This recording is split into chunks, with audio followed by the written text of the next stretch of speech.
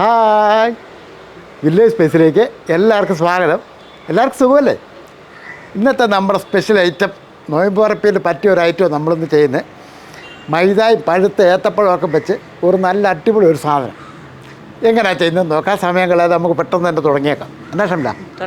ശരി. ആദ്യമേ തന്നെ നമുക്കൊരു കോഴിമുട്ട ആവശ്യമുണ്ട്. അതങ്ങോട്ട് പൊട്ടിച്ചിട്ട് നമുക്ക് ഒരു ടീസ്പൂൺ പഞ്ചസാര അങ്ങോട്ട് ഇട്ട് കൊടുക്കാം. ഇത് നല്ലപോലെ ഒന്ന് മിക്സ് ചെയ്തെടുക്കണം. തൈര് കടയുന്ന പോലെ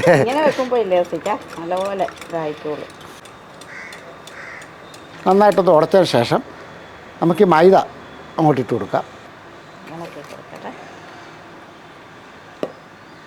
നല്ലപോലെ ഒന്ന് മിക്സ് ചെയ്തെടുക്കണം. മൊത്തം ഇട്ട് ഇതുപോലൊരു കപ്പ് മൈദ എടുത്തിട്ടുണ്ട്. ആ മുട്ടയ്ക്കകത്തോട്ട് മൈദ ഇട്ട് നല്ലപോലെ മിക്സ് ചെയ്തെടുക്കുക. ഒരു നുള്ളു ഉപ്പ് പൊടിയും ഇട്ടു. ഇടാം. ഒരു നുള്ളു ഉപ്പ് പൊടിയും ഇട്ടതിന് ശേഷം ഒന്നുകൂടെ ഇളക്കി നമുക്കിനി കുറച്ച് വെള്ളം കൂടെ ഒഴിച്ചു കൊടുക്കണം. നല്ലപോലെ ലൂസാക്കി എടുക്കണം. ഇത് കുറച്ച് വെള്ളം കൂടെ ഒഴിച്ചു കൊടുത്തിട്ടുണ്ട്.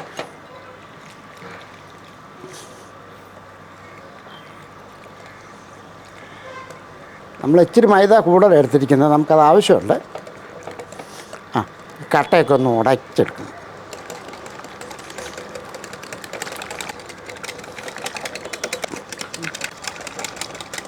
ഇതൊരു ദോശ പരുവത്തിലാണ് നമ്മളത് കലക്കിയെടുക്കേണ്ടത്. അല്പം വെള്ളം കൂട്ടി തന്നെ ഒഴിച്ചോണം. എന്നിട്ട് ഈ ഒരു പരുവത്തിൽ നിന്ന് കാണിച്ച് ഈ ഒരു രീതി വേണം നമുക്കത് റെഡിയാക്കി എടുക്കാൻ. അല്പം വെള്ളം കൂട്ടി ഇതേപോലെ. അപ്പോൾ നമ്മൾ മാവൊക്കെ നല്ലപോലെ ഒന്ന് ഉടച്ച് ഇതേ രീതിയിലാക്കിയിട്ടുണ്ട്. ഇത് തൽക്കാലത്തേക്കൊന്ന് മാറ്റി വെക്കുകയാണ്. ഇനി ഇതിൻ്റെ ഫില്ലിങ്ങൊക്കെ റെഡിയാക്കണം. അതൊക്കെ ഒന്ന് എടുക്കട്ടെ. നല്ല പഴുത്ത് നമുക്ക് 2 ഏത്തപ്പഴം ഇതേപോലെ 2 അങ്ങോട്ട് എടുക്കുക.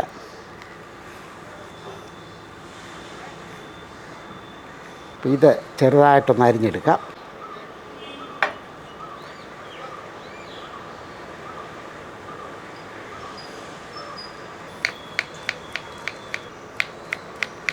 ഇതേപോലെ കനം കുറച്ച് ചെറുതായിട്ടൊന്ന് അരിഞ്ഞെടുക്കുക. അപ്പോൾ ഇത് ഒരു ബൗളിലോട്ട് മാറ്റാം.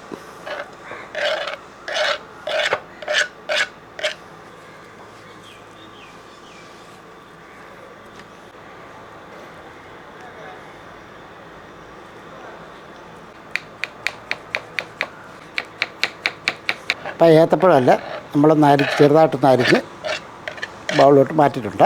ഇല്ലേ നമുക്ക് തുടങ്ങിയേക്കാം. റെഡിയാക്കാനാ? പിന്നല്ല. അടുപ്പൊന്ന് കത്തിക്കട്ടെ. നമുക്കൊരു ചീനച്ചട്ടി അങ്ങോട്ട് വെക്കാം. നമുക്കിത് ചൂടായതിനു ശേഷം ഒരല്പം നെയ്യ് അങ്ങോട്ട് ഒഴിച്ചു കൊടുക്കാം. ഇപ്പം നെയ്യോ വെളിച്ചെണ്ണയോ ഇഷ്ടമുള്ള ചേർക്കാമെന്നാണ്. ഒരു ടേബിൾ സ്പൂൺ അളവിൽ നെയ്യ് അങ്ങോട്ട് ഇട്ടു.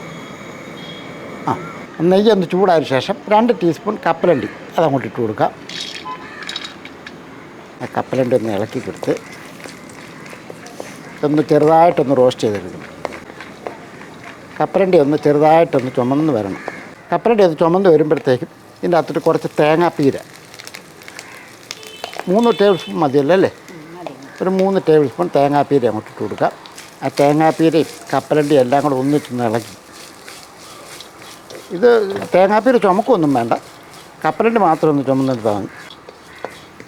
ഇനി ഇതിനകത്തോട്ട് നമുക്ക് അവൽ അല്ലേ, ഇതേപോലെ കുറച്ച് അവൽ, ഇത് മതിയല്ലേ അല്ലേ? ഒരു കാൽ കപ്പ് അവൽ. അവലൂടെ ഒന്ന് ഇളക്കി കൊടുക്കും.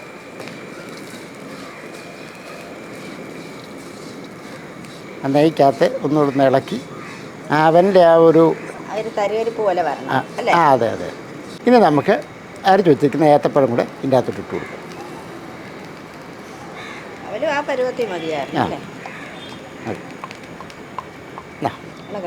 ഇളക്കി.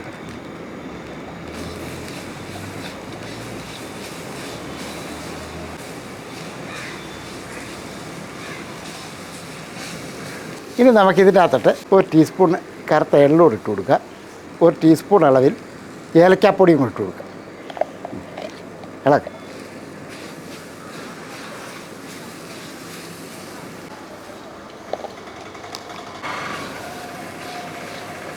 ഇതിനകത്ത് ഞാൻ കുറച്ച് പഞ്ചസാരയോടെ ചേർക്കുകയാണ്.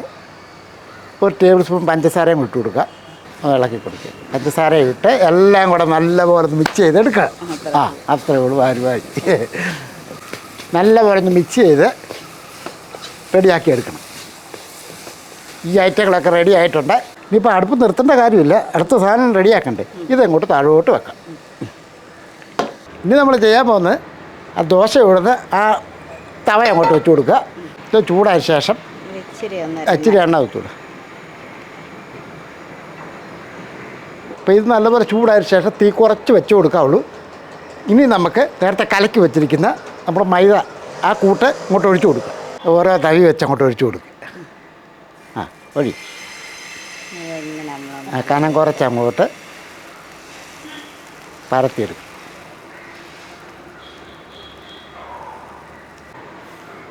ഇനി നമുക്ക് ഈ പുറവശം ഒന്ന് വാടിയതിന് ശേഷം ഒന്ന് മരത്തിട്ട് കൊടുക്കും.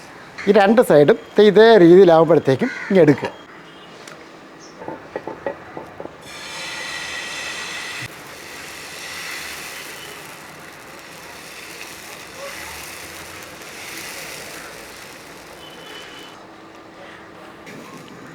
ഇതേപോലെയായി ഒന്ന് മറിച്ചിട്ട് കൊടുക്കുക.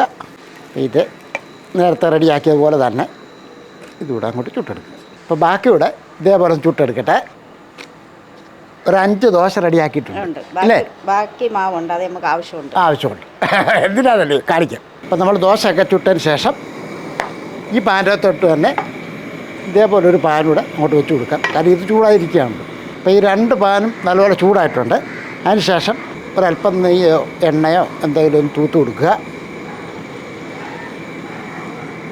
ഇതേപോലെ വട്ടത്തിലൊക്കെ തേച്ച്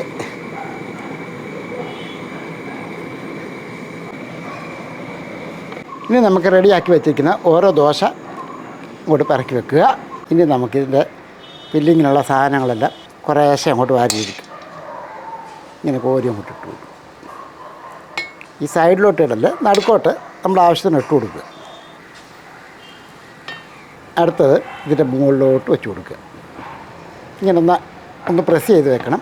ഇനി ഇതേപോലെ തന്നെ നമുക്ക് ബാക്കി കൂടി ഈ സാധനം എല്ലാം കൂടെ അങ്ങോട്ട് വെച്ച് കൊടുക്കും.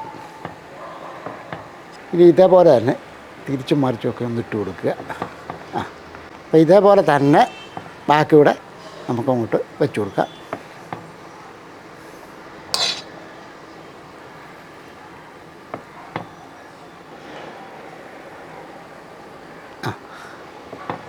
ഇതേപോലെ എല്ലാം ഒന്ന് ഫില്ല് ചെയ്ത് വെക്കുക. ഇനി നമ്മൾ ചെയ്യാൻ പോകുന്നത് നേരത്തെ ദോശ ചുട്ടതിൻ്റെ ബാക്കി മാവുണ്ടല്ലോ അതൊന്ന് ഒഴിച്ചു കൊടുക്കുക. ഒഴിച്ചു കൊടുക്കുക. ആ വട്ടത്തിലങ്ങോട്ട് ഒഴിച്ചു കൊടുക്കുക.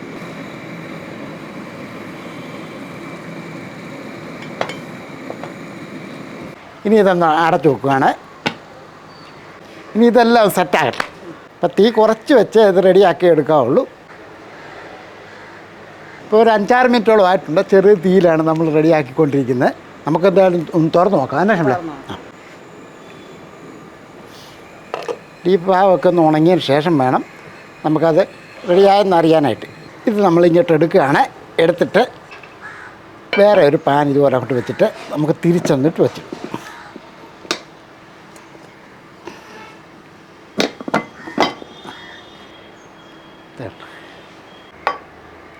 ഇനി നമുക്ക് ഈ പാൻ അങ്ങോട്ട് വെച്ച് കൊടുക്കും.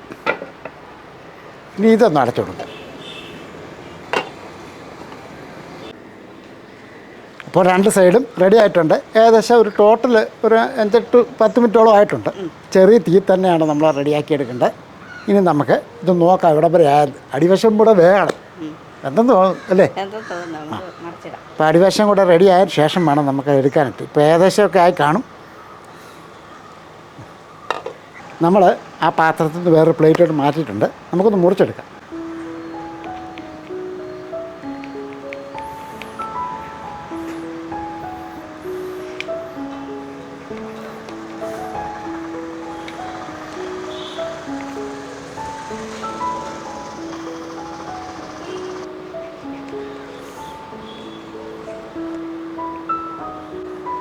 ഇതൊക്കെ ഒരു പഴയ ഐറ്റം തന്നെയാണ് അല്ലേ? പണ്ട് കാലത്തൊക്കെ ഇത് വീടുകളിലൊക്കെ ചെയ്തുകൊണ്ടിരിക്കുന്ന ഒരു ഐറ്റം തന്നെ. ഇപ്പം പിന്നെ ആർക്കും നേരമൊന്നും ഇല്ലാത്തതുകൊണ്ട് അതൊക്കെ ചെയ്യുമായിരുന്നു. അപ്പം നല്ല രുചികരമായ ഒരു ഐറ്റം തന്നെയാണ്. ഈ നോയമ്പ് സമയത്തൊക്കെ നോയമ്പ് ഉറപ്പിനൊക്കെ ഇതുപോലൊക്കെ ഉണ്ടാക്കി പല വീടുകളിലും മുറിച്ച് കഴിക്കുന്ന ഞാൻ കണ്ടിട്ടുണ്ട്. ഞാനും കഴിച്ചിട്ടുണ്ട്. നല്ല രുചികരമായ ഒരു ഐറ്റം തന്നെയാണ്. കാരണം ഇതൊരു ഇതളായിട്ട് ഇങ്ങനെ കിട്ടുന്ന ഒരു ഐറ്റമാണ് കേട്ടോ. തീർച്ചയായിട്ടും നല്ല മധുരവും ഏത്തപ്പഴമൊക്കെ വെച്ചിരിക്കുന്നുണ്ട്.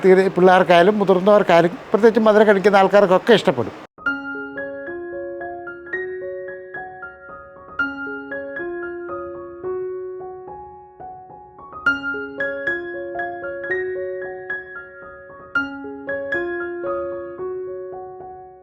ഇതൊരു മധുരപലഹാരം തന്നെയാണ്.